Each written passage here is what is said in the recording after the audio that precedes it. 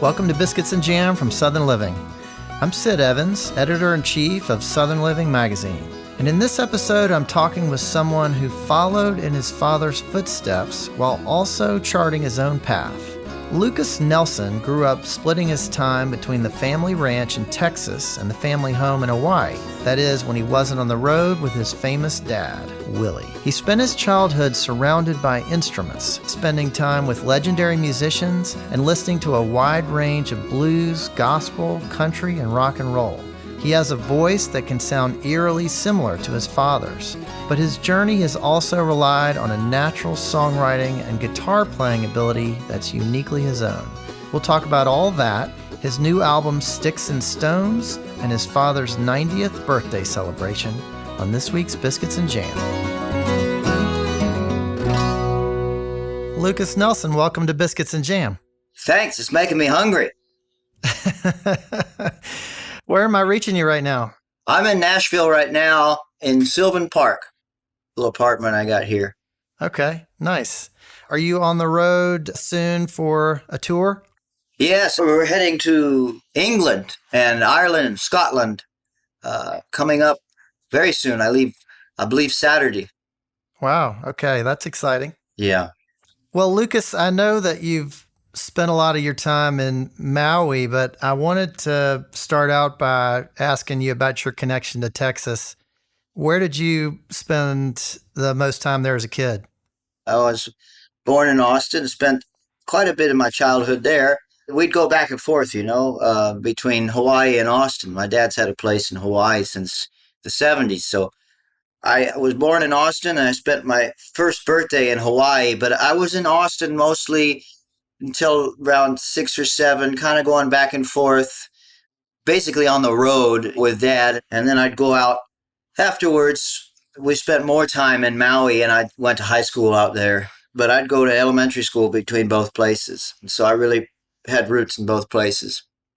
So when you were in Austin, were you on a ranch or were you more in town? Oh, it was a ranch. It was outside of town about 40 minutes or so. Lots of horses and now we got horses, pigs, goats, and chickens. We got a sort of a regenerative agriculture system going on where we move them around and they churn the soil up, put nutrients in the soil just by being there. It's kind of a cool thing. That is cool. You know, I actually did an interview with your dad and he was on the ranch and sitting in a pickup truck. I don't know if that's the same ranch that y'all had when you were a kid or not. It sure is. He's had it since the early 70s. Oh, that's great. Yeah, it's a great little spot. There's a studio on there too, and that's where we like to record a lot of the time. Well, he wasn't all that happy to be there at the time. It was during the pandemic, and he said he would have much rather been out on the road.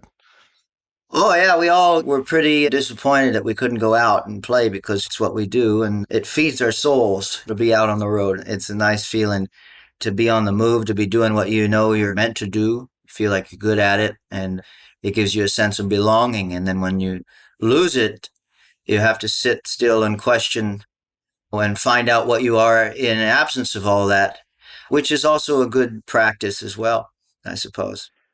Yeah, and a time to write, I suppose, too. Yeah, but the thing is I wrote a lot of sad songs during that time. And then when I went out on the road, finally, I couldn't play them because they were too sad. I didn't want to make anybody depressed. So when I was on the road, I wrote a bunch of happy songs, or at least a little more upbeat songs. And I still tried to keep the quality of lyrics, but I wanted to make the melody more exciting and more celebratory and fun. And so that's what our current new record is coming out on July 14th. That's the vibe of this new album. It's written to the live show so we can have a good time. Well, I definitely want to talk about that in a minute. It's a great album and there's some great songs on there. And I know you must be excited to get out and share it with people. Definitely. I was so excited, Well, so Lukas, speaking of being on the road, I mean, your dad must have been on the road just all the time for a lot of your childhood. What are some of the things that y'all would do together when he was home? Well, we'd play a lot of dominoes. I mean, we played a lot of dominoes. And I imagine a little music too, every now and then. We sat and played music every night and sang and had dinners and laughed and made jokes and talked about good times and the good times to come. Well, when I talked to him, he said that there were always instruments lying around the house, so it was natural for you and your brother to pick them up. Yeah. What are some things that he taught you as a songwriter? Well, I learned a lot by osmosis. It wasn't that he sat me down and said, "This is how you write a song." I absorbed a lot of what I listened to, and I think that I sort of recognized that I could write a song at an early age. And he gave me confidence when he would say, "Hey, that's pretty good." So that was what gave me confidence to keep going and nurturing that talent and saying, "Hey, you've got a gift and maybe you should appreciate that and nurture it and take care of yourself and work towards it so that you have purpose and meaning in this vast life we have." There's so many directions you can go and it can be so overwhelming. And so I think what I learned from him at an early age was just to recognize if you have something and follow it. I heard you talking to Nora Jones on her podcast about a song called You Were It Yeah. that you wrote when you were pretty young, and it sounded great. I mean, it's a really remarkable song, particularly coming from what, a 10-year-old? Oh, I was, yeah, 10 or 11. I just was riding on the school bus and I heard this song in my head and I realized that I was writing it. And I sat, I wrote it down and I took it to my dad and he said, "Wow, that's pretty dang good." And so he put it on an album and lo and behold, it became a catalyst to my own confidence in doing what I want to do. It was the moment, I should say, where I understood that I might have something here and this might be something I can do so easily and naturally that if I nurture it, it may give me a path in life. And so I think that that was a gift from him as well, just learning by absorbing what I'd been around my whole life. And there's an air of mystery to it too. I mean, I don't know where it comes from sometimes when I write a song. It just comes. Well, I'm wondering if you were drawn to country music early on, being surrounded with it the way you were, or more rock and roll. I mean, your music these days, there's a lot of rock and roll in it. And I'm wondering if that was something that you were more drawn to as a kid. But sure, I listened to everything, just like he did, just like anyone does, really. You absorb what's around you and what's come before you. Stevie Ray Vaughan, for example, I got into Stevie Ray and Jimi Hendrix, but then I went back and listened to what they were listening to. And then I listened to who came after, less so, because I was more interested. If I found somebody that I loved, I wanted to hear their influences so that I could sort of understand and go through a similar process that got them to where they are. So I'm guessing you were listening to a lot of early blues then. A lot of early blues.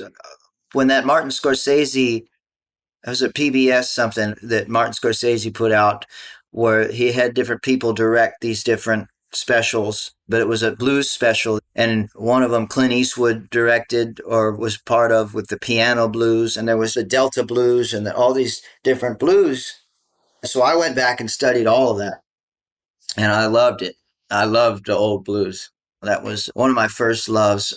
And old country music, Hank Williams, and then old gypsy jazz was also a big influence because of my dad. Dad introduced me to the good country, Merle, Waylon, and Johnny, and all those guys. They were part of our lives. And then what they listened to was what I was listening to because it was on all the time.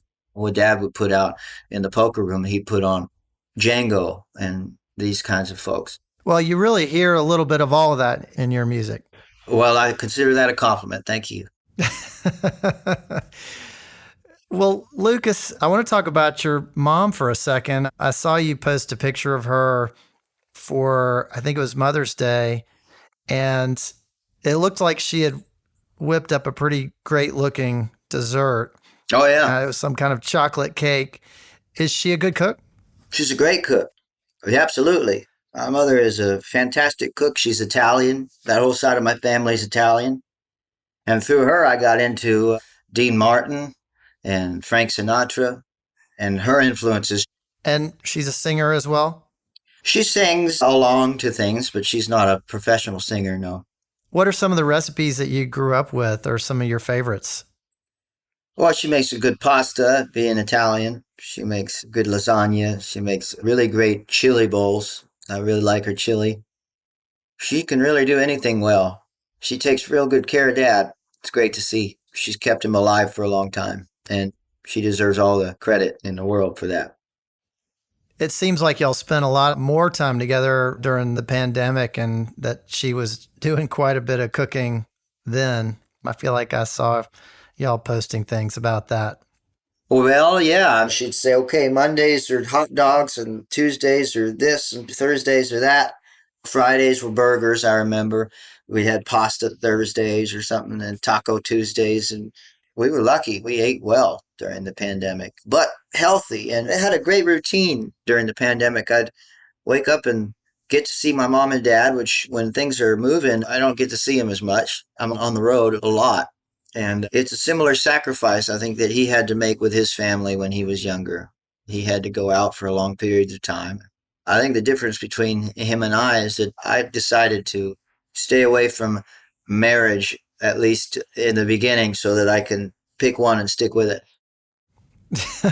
Well, learning some things from your father, perhaps. Yeah, I don't want to go through 3 divorces and then settle when I'm 50. I'd rather just settle when I'm 50, if that's what it takes. Yeah. After the break, I'll talk more with Lukas Nelson about his family, his spirituality, and the new album from Lukas Nelson and POTR, Sticks and Stones. Welcome back to Biscuits and Jam from Southern Living. I'm Sid Evans, and today I'm talking with singer-songwriter Lukas Nelson. Well, Lukas, what about the holidays? What do the holidays look like in the Nelson family? Do y'all have a lot of big gatherings? Yeah, we have big gatherings. We have big parties, and my mom cooks, and we'll have folks over. Well, Lukas, I saw somewhere that your birthday is on Christmas Day. Is that right? Yeah. Christmas Day, my birthday. Well, that can be a little bit of a blessing and a curse, I guess, when it comes to presents, right? Oh, I don't care. I don't think about it that much. I just think it is nice to have the whole family in town, So it's more of a blessing than it is a curse. I can't think of anything I want really materially. Well, I remember the last thing I wanted for Christmas was a video game, and that was when I was in my teens. What I do like, though, is I like throughout the year, if I come across something unique that reminds me of someone, I'll save it the whole year and give it to them for Christmas. I do like giving gifts. It's more fun than getting them. Yeah, that's for sure. Lukas, I wanted to ask you about the holidays and the music that goes with that. You recorded a gospel album with your father and some of the other family members a couple of years ago called the Willie Nelson Family. And there are songs on there like I Saw the Light and Kneel at the Feet of Jesus. Was religion a part of your life growing up? Well, I do the Lord's Prayer every night before I go to sleep. But I also am a scientist, and I believe that the miracle of life is there laid out before us and the questions we answer about life. I don't think that my spirituality has anything to do with how it works, but more why it works. And so when I ask these questions of myself, it makes me feel that there's something bigger and that there's some grand orchestration somehow. And I don't like to define that in some sort of figure. What I do like is to connect with the concept of God and the concept of spirituality as an inner spectrum that needs to be nurtured and something to connect with. I do believe there's wisdom in all religions, and take those kernels of wisdom and integrate those into my life and leave out the dogma. I wouldn't even say I'm spiritual in many ways. I just say that I'm humbled by nature, and I think nature is God. What about these songs, Lukas? They're beautiful songs, in many cases, very old ones that have long histories. What was it about gospel music that made y'all want to record an album together? Well, there's a celebration of human connection, going beyond oneself. And if you see God as nature or as the universe around us, and that there is a mystery in there that we're very humbled by, then I think there's a beauty in connecting with your family and gathering with a sense of awe, with a sense of humility and gratitude towards what brought us together, a sort of a respect for the great unknown, and some call it God. That's why I still say the Lord's Prayer every night, because my dad taught it to me, and it makes me feel good when I do. Was there one song on that album that really meant the most to you, or that you enjoyed singing with your dad the most? George Harrison's song, All Things Must Pass, was one that I brought to the table. I just feel that that acknowledgement that of the impermanence of all things sort of lets you relax a little bit. It might scare some people. For me, it just makes me sit back and enjoy the ride, you know. After all this, my love is up and must be leaving. It's not always gonna be this great. All things must pass. All things must pass away. Speaking of enjoying the ride, your dad is celebrating his 90th birthday this year. What have been some of the highlights of that for you? Of that birthday show, or just in general of him turning 90? The celebration and the milestone. Well, it was the outpouring of love from everybody. What a great thing to have while you're still around. I always thought I'd ask for my funeral before I die so I could be there. So don't have a funeral after I die. If I know I'm going to die, I'm going to have a big party, and we're all going to say goodbye, and it'll be great. What an amazing thing to see all those people come and recognize you for your impact on the world. And I think it made Dad feel real good. It made me feel good for him. Yeah. Thinking about people that we've lost, you did a beautiful song called Lay Me Down at a tribute for Loretta Lynn. Was she someone that you got to know or who became a part of your life? I met her once or twice, just in passing. I didn't know her well, but she was a very kind soul. You could feel that. And her and Dad were close. Did her music mean a lot to you? Yeah, very much so. That's real country. That's the country that never gets old and is timeless. I listen to that music more than anything. Yeah. Well, Lukas, I want to talk about your new record. You've got a new album coming out called Sticks and Stones. And of course, the words that follow that usually are "may break my bones." How did you land on that title? You nailed it. Sticks and stones may break my bones. You can't tell me nothing that'll hurt. Dust to dust, we're all just pushing dirt. I've gone through life with folks saying you can't do this, can't do that. The whole first part of that album is chronological and biographical in the sense that the early songs in the record, the beginning represents when I first started in the business and the defiance that I had, the vices that I had. I was drinking a lot. It's a party in the beginning, and it's still a party, don't get me wrong. But towards the end of the album, you get to see that it settles into a more peaceful place. And that is sort of where I ended up, sort of a more sustainable place where hopefully I can keep it going for years and years like Dad, but in my own way. And so I think that that album represents starting off from feeling like I was defying any doubts that either I had or that had been put into my mind, and saying, no, you can do this, and you can do this the right way with hard work and putting your head down and taking every opportunity you've been given and making the most of it. And that's what I tried to do and still try to do. You know. Sticks and stones may break my bones,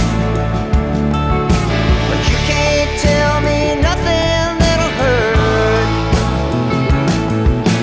Dust to dust, we're all just pushing dirt.